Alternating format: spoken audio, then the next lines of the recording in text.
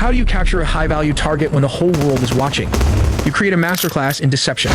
The CIA set the stage with a single building as bait and filled the sky with 150 aircraft to create a deafening sonic shield for the helicopters to drop Delta forces. F-35s lit up the perimeter, turning night into day.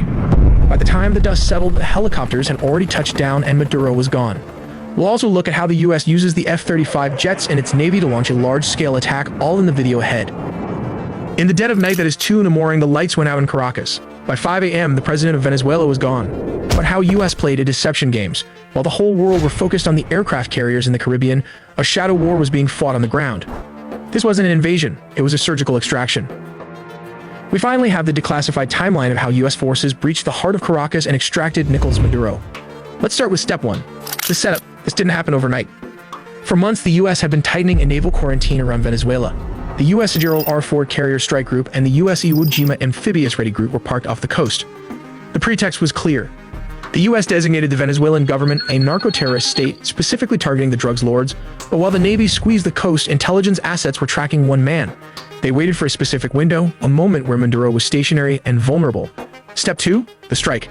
It began at exactly 2 in the morning Venezuelan Standard Time.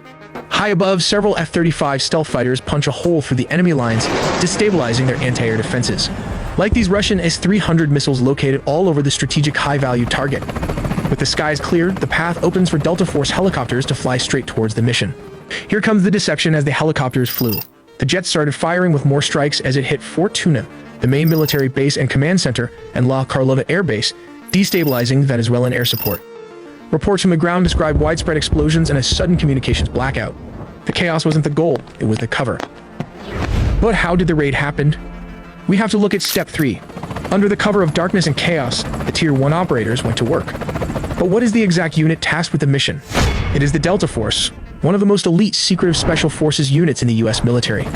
Witnesses in Caracas reported low-flying aircraft skimming the rooftops, flying well below radar coverage.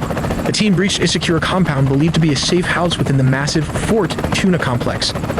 Resistance from the Venezuelan Presidential Guard was swift but ultimately futile, as the helicopters lay cover fire. The operators moved with surgical speed, landing on multiple points. But how exactly the capture and extraction happened? For this, let's